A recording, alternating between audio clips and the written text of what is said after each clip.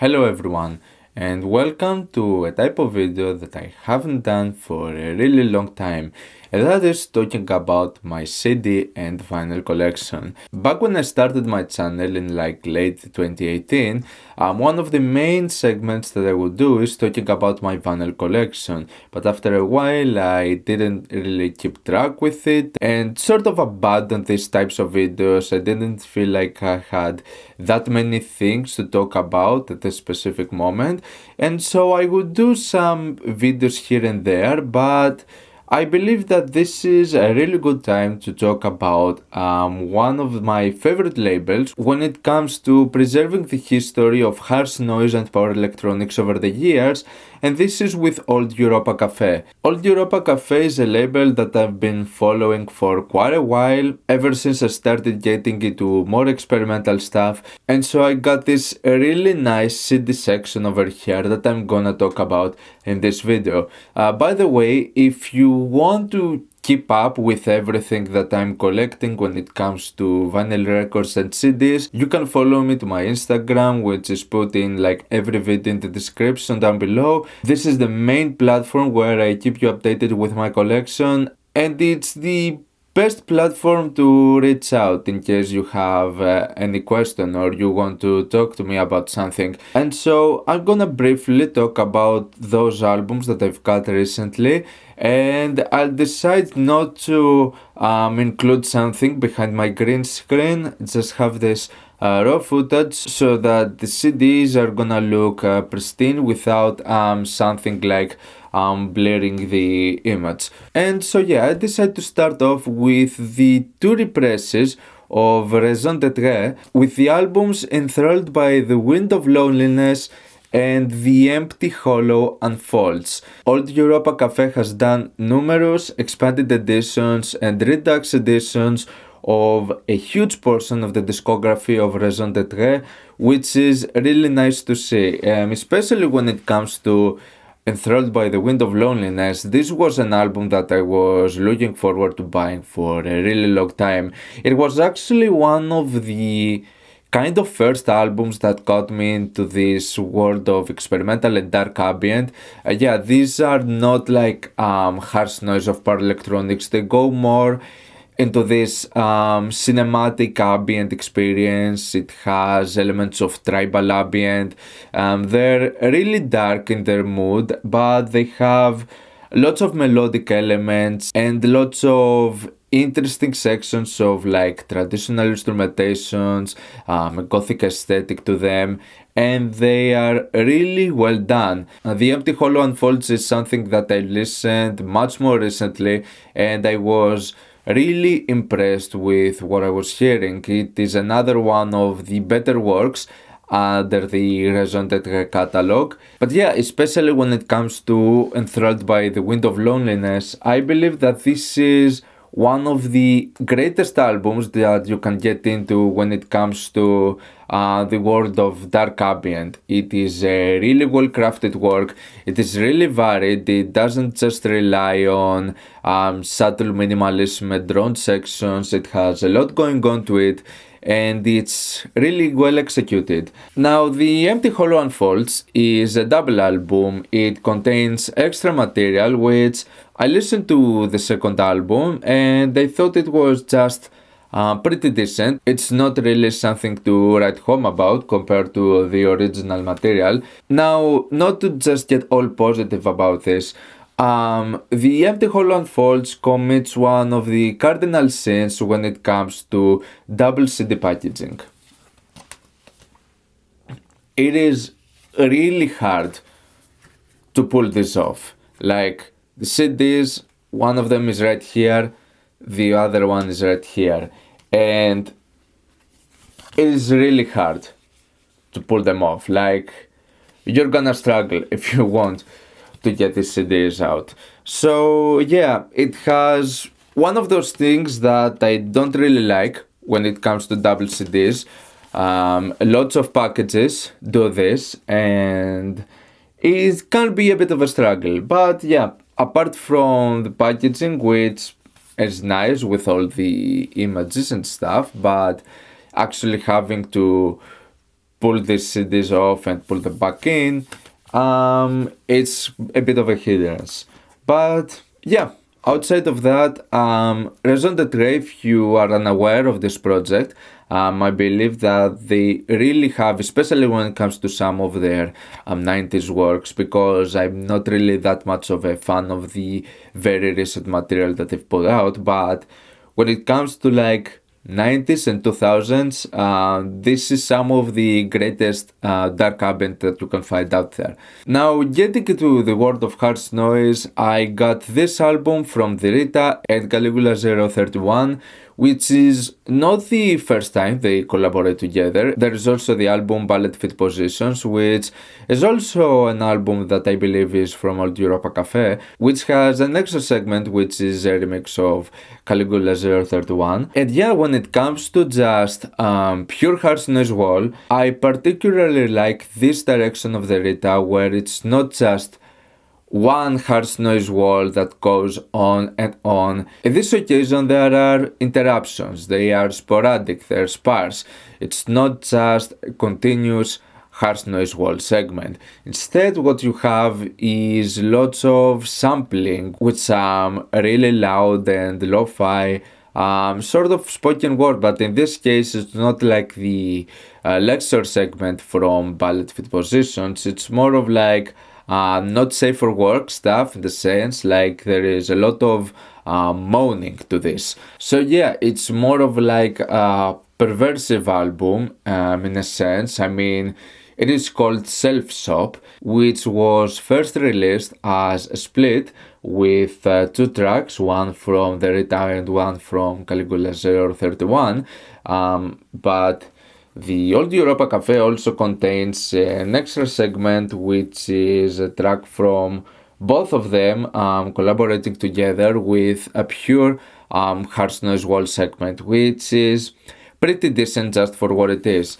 Now, the Rita side is really good. It's actually one of those directions of the Rita that I end up really appreciating and really liking. On the other hand, the Caligula 031 side is more of like power electronics centered. There are a lot of harsh vocals and manipulation behind them, and it's a pretty interesting work that in my opinion is a huge highlight when it comes to the genre. Both artists deliver with this one. With this next CD, I'm gonna cover the nude body just in case.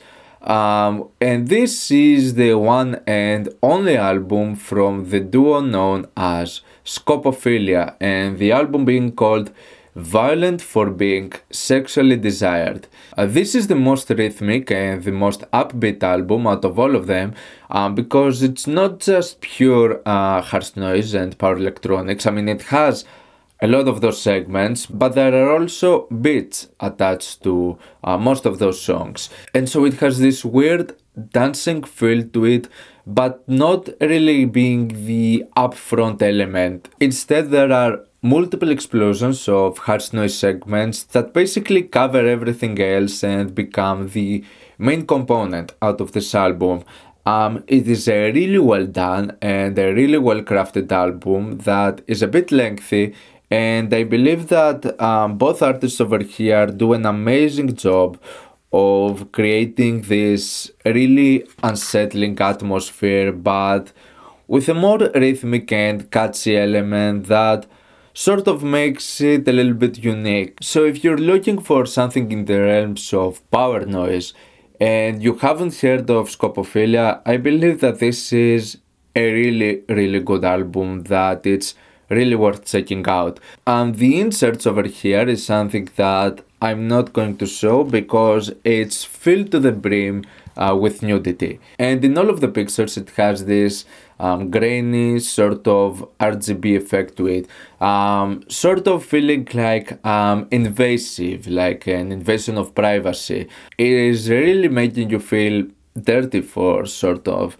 looking at this, and it also helps with some of those track titles and with the music accompanied with all of this having this really unsettling undertone to it.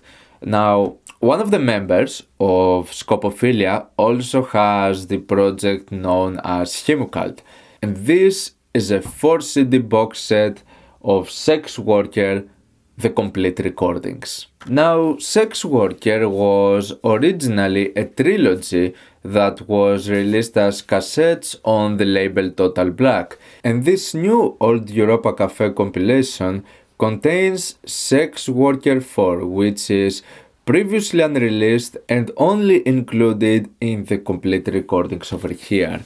It also has an insert which is also filled with lots of nudity and from some of the women, in which there are multiple interviews peppered throughout this whole album. So basically, Sex Worker was like this concept trilogy which revolved around sex work, obviously. And especially when it comes to the very first Sex Worker release, I consider this to be one of the most gratifying power electronics releases that you can find out there in recent memory.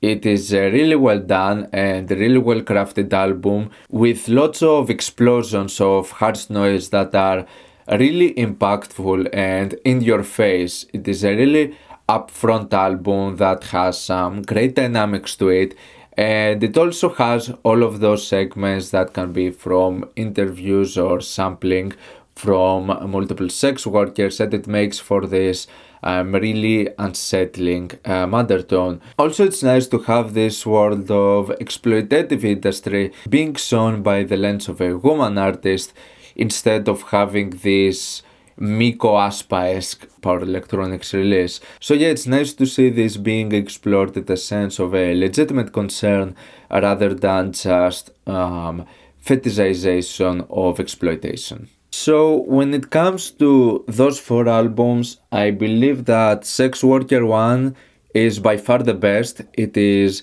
an essential when it comes to more recent power electronics releases. And the second one is not as impactful and as direct in its execution, but it's still a really well done work. On the other hand, I'd say that Sex Worker 3 is by far the weakest. It's not a bad release, but compared to the previous 2, I believe that it was sort of lacking this direct intensity. In a sense, it feels like the most vulnerable work, but it also doesn't have that something to it to make it really stand out. It's more like flat in its execution, and I wasn't particularly impressed by it. So I was a bit worried that it was gonna be more of the same case with Sex Worker 4, but surprisingly this extra material over here is really worth having this collection, because this is a really good album that has lots of different elements and change-ups to it. It is a really repetitive work consisting of lots of looped segments, but all of the tracks have their unique quirks to it to sort of give them a character, which makes each one of those songs stand out in its own way. So in a sense, I'd say that this is maybe my second best out of the 4. If you ever get the chance to grab this box set, I believe you won't be disappointed. And finally, we're gonna close off with the name that you're most likely familiar with, and that is with this triple CD of Incapacitants containing the very first works that they've ever put out on cassette back in Paria tapes in like 1981 and 1983 with Eternal Paralysis and Peony crackers. One of the things that I really like about OLd Europa Cafe is preserving the history of some of the very first harsh noise releases to ever come out, from names like Incapacitants and Bearsbow, you know, some of the classics, and I believe that they do a really good job when it comes to providing extra material and having those really hefty packages. And it's nice to have a triple CD with what are possibly some of the very first examples that we can think of when it comes to harsh noise. Like, it's not just this more experimental noise direction that was like with the early Merzbow stuff. No, this is just straight up harsh noise territory, and it's pretty challenging and it's really ahead of its time. It's like really mind-blowing to think that this was made back in the early 80s, because not really a lot of stuff would sound similar to this. Now, I believe that Eternal Paralysis and Peony Crackers contain not only some of the greatest material that we've ever heard from Incapacitants, but also some of the greatest material when it comes to harsh noise period, especially when it comes to Peony Crackers Part 7. The Part 7 is a 25-minute insane track that I consider to be by far the best out of anything I've heard from the Incapacitants, and I would say it's one of the best harsh noise tracks ever made.